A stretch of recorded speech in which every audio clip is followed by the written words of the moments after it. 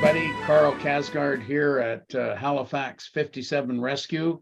And I've got my main men here, the guys, the gentlemen of the day, and they're going to give us reports on all of our Halifax adventures, past, present, and future. And it's been fun to see this project evolve and build up, and major steps are coming about as we speak, and there's more great announcements to make about Halifax's and saving history and all that we're going to do this summer and into next year.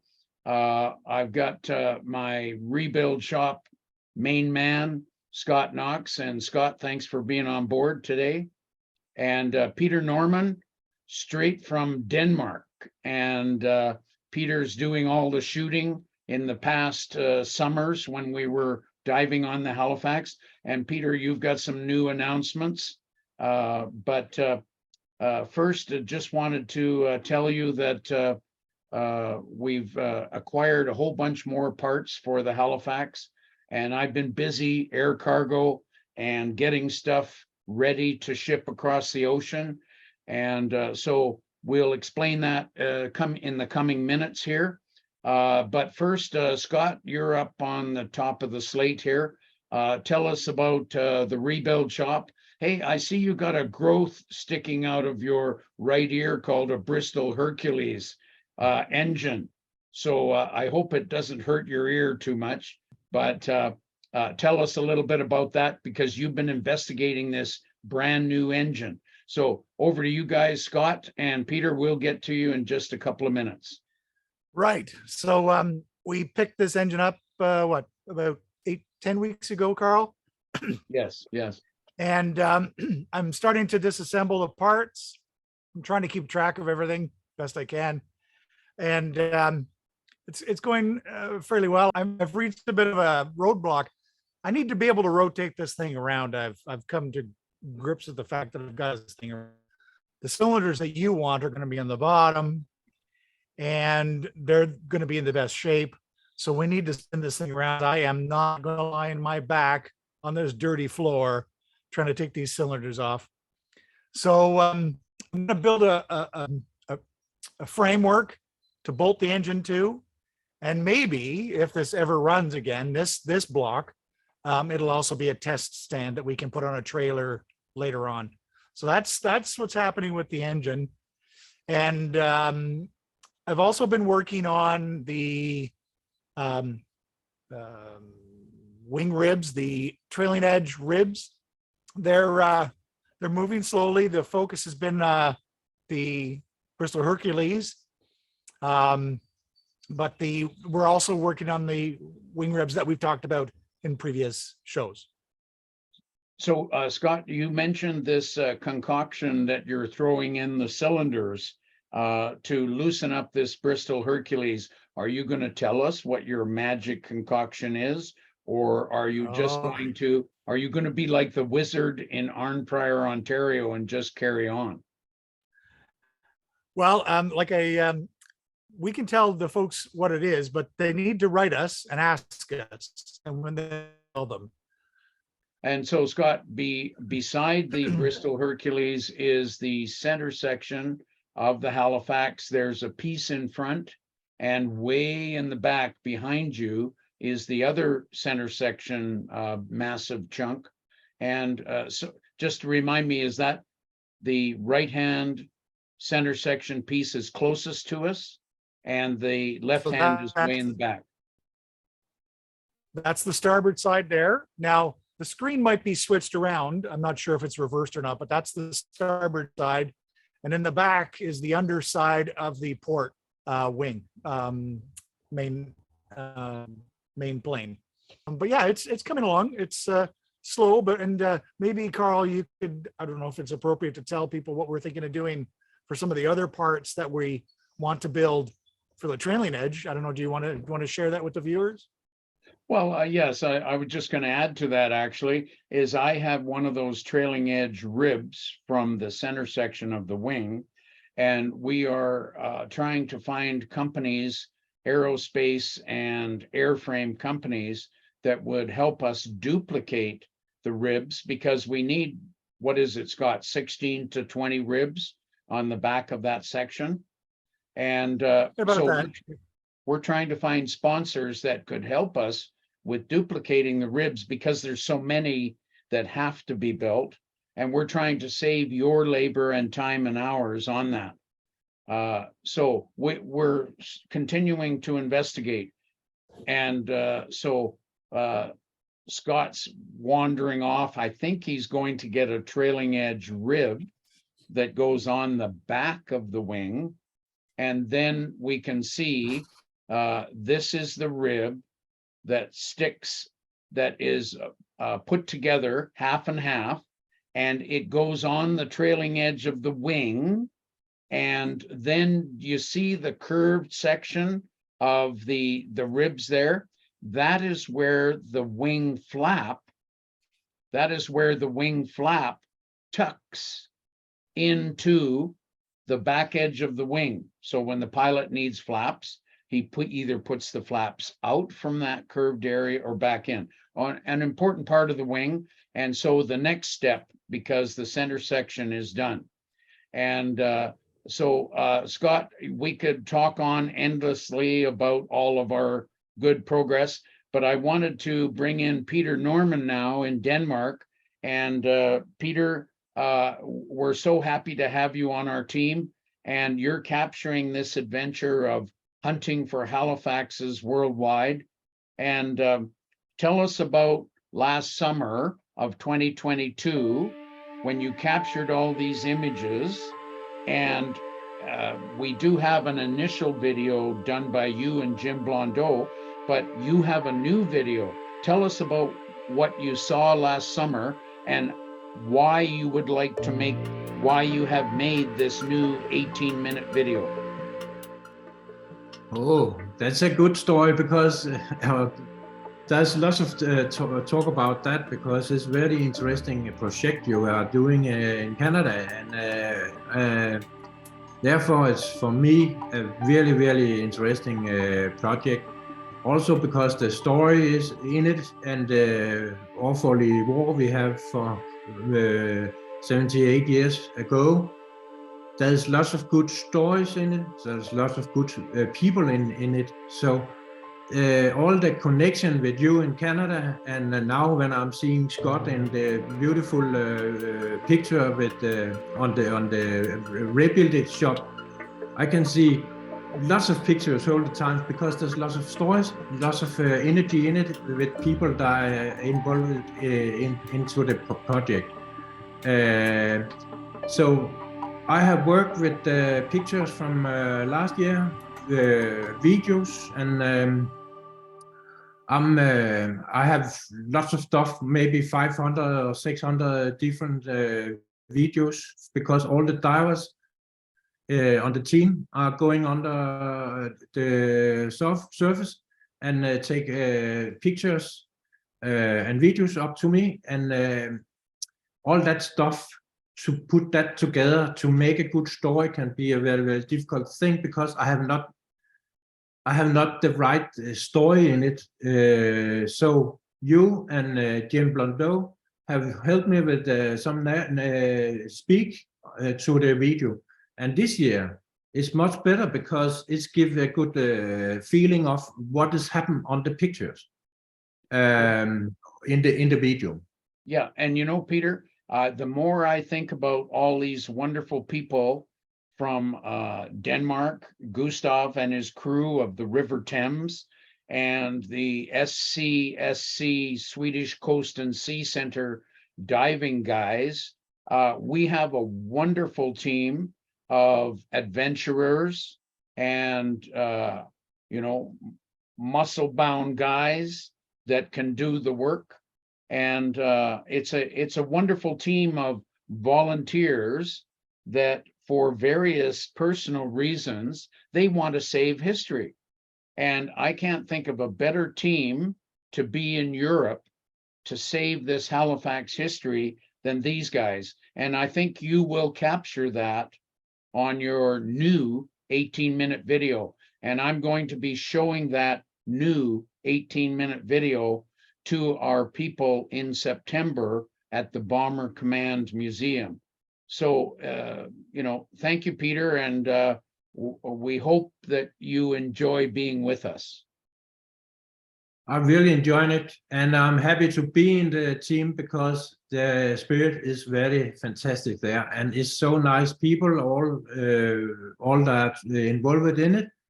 And I'm really happy to meet you here on my week again, where we are going on a new exhibitions, and there I will work especially with the divers to get better pictures under the water. Now when I'm saying pictures, it's also video, because they are more a diver, but they are not a cameraman. So after the years, I'm getting more and more involved in it and getting more near the good stories in it. And that's my point for this session. Well, that's So great. I'm happy to be here, and I look forward to the future. Yes, the Canadians and the Donsky boys can get together and make a good team. Now, one last thing about your shooting this coming summer, and I'm going to talk about that now, but are you bringing your drone to take those overhead shots? Because I just love those overhead shots of hovering high over the tugboat anchored over the Halifax. Yes, of course I'm taking the drone with me. It's a good tool to work with out there, because it's making another wrinkle on the videos and the pictures. And I have not only one, I have two, because one of them can fall off in the water and be gone forever. So we are lucky we have divers on board on the tugboat, but maybe not find it. So anyway, I have two, and last year I have a brand new, and it was hitting the ship so hard, so it was broken. So everything is happening out there, because the wind and the ship and everything is very, very bad out there sometimes. So I cannot fly in any conditions. So I must fly on that the good days. Well, Peter, is just like everything else. It's okay. We're used to hardships, and we will get it done. Okay. And so let me just add on to what Peter said. Is our whole team. I'm leaving in just 2 or 3 days after this show to go to Sweden. I'll be packing up Halifax parts that we recovered last summer, and we'll be shipping those from Europe to Canada to Scott at the rebuild shop. And Scott, we got lots of goodies for you to play with once the parts get there to Canada. So I'm leaving 2 or 3 days early. Yes, go ahead. Your swarthy little hands are just rubbing together. I can see that. Okay, so we'll go over there. We'll all meet on about July the 23rd, 24th. We'll load up the tugboat with all of our tools and pumps and divers equipment, and we will be loaded up with food. And you know why? Have you ever seen 6 or 8 scuba divers that have been working all day? Do you think they want to eat supper? Heck yes. And so we try to keep the lads happy as we save history, and they are getting to be good detectives at finding Halifax parts that are under the sand.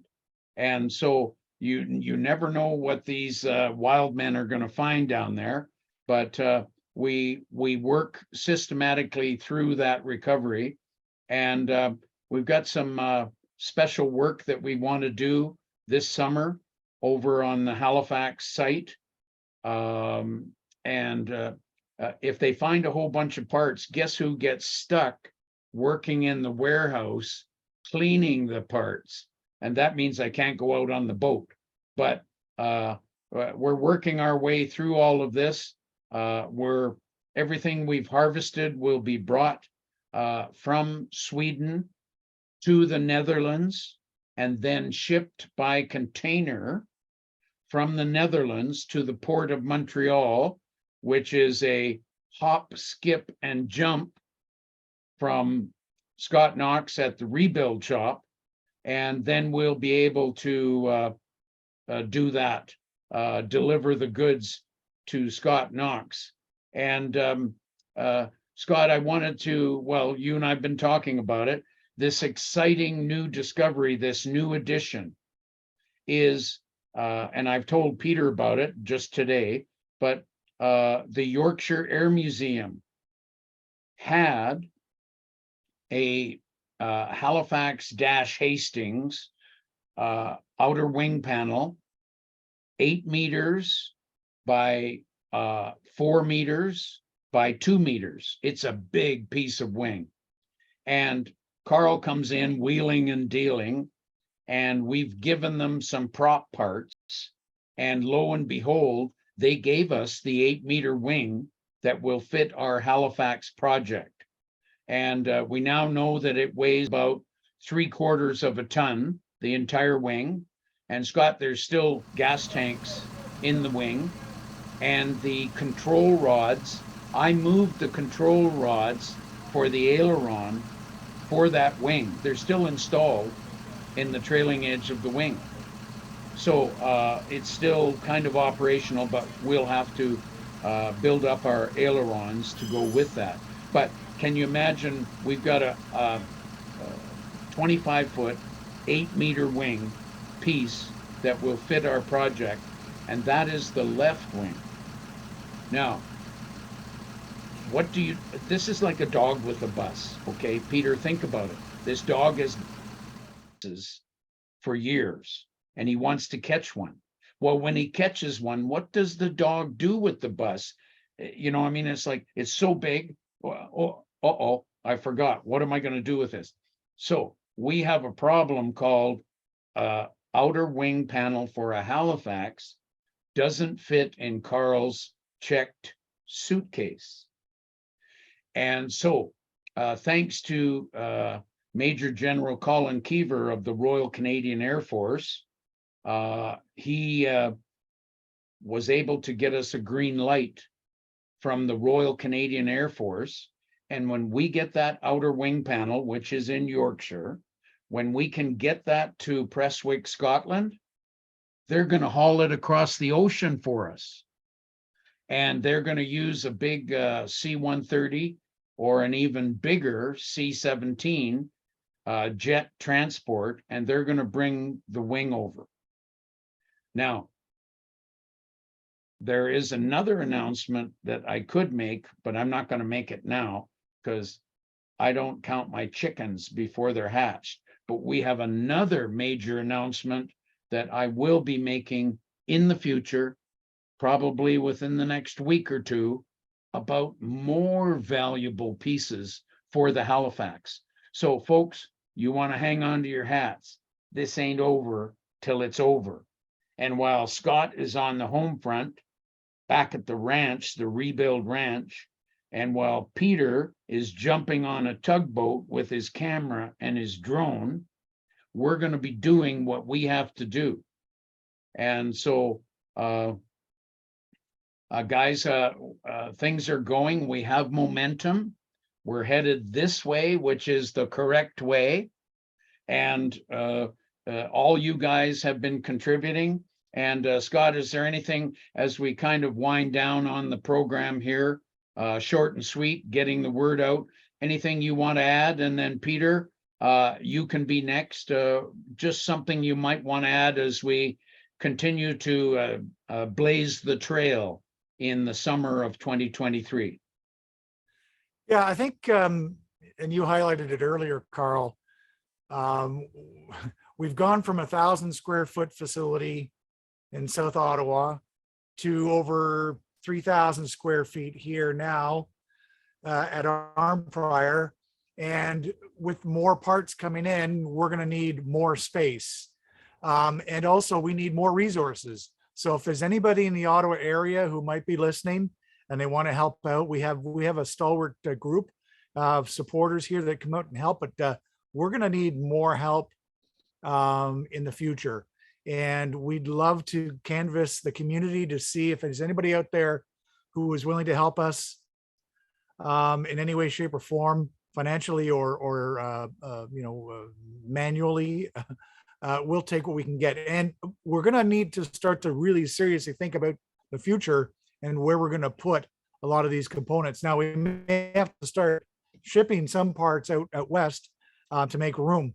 But yeah, it's as you say, I like the analogy of the dog catching the bus, very much so. But it's a very delicious bus. That's a good thing. And Peter, any final words, and then I'll close off the program. No, not not any especially, but I will work on to get some good material from the new setup we have here on a week. So I'm looking forward to be there and take some good new stories with me home in the camera, and could tell the world about that, and especially Canada, where we are pleasant about the energy you have for this project. Sure. So that's the plan. Good. Well, Peter, I've been buying this guy a bunch of beer here, there, and everywhere as we work on the Halifax, but I will make sure that you and I, when we meet up in Trelleborg, Sweden, to jump on the tugboat, I'll make sure that I catch up with you on beer. Yeah? Okay. Mange tak. Yeah. Yeah. So now, folks, I guess I could sign off by making an appeal to you. If you like this adventure, if you want to be a part of history, if you know that the Halifax is important to Canada and the aviation world, we need your help. All of this stuff we've been talking about that we're doing, that's hard cash that we have to pay for, plus our sweat equity. And we're doing this in honor of all our bomber boys that gave freedom to Canada and freedom to Denmark and the rest of the free world. And these young lads, they flew in these airplanes, the Canadians mostly in the Halifax. So if you, please, if you could, send us a donation. You'll see at the end of the show the site where you can donate, where you can see all of these adventures we've been talking about, everything that's happened in the past, everything we're doing now, and all the new items and the new adventures that we've got coming up in the weeks and months ahead. So please, I'm signing off and asking if you will support us. Thanks for listening. Thanks for being a part of this program. And we'll be back soon with another adventure. And thanks for watching. Hey, Karl. Bye, Peter. Hey.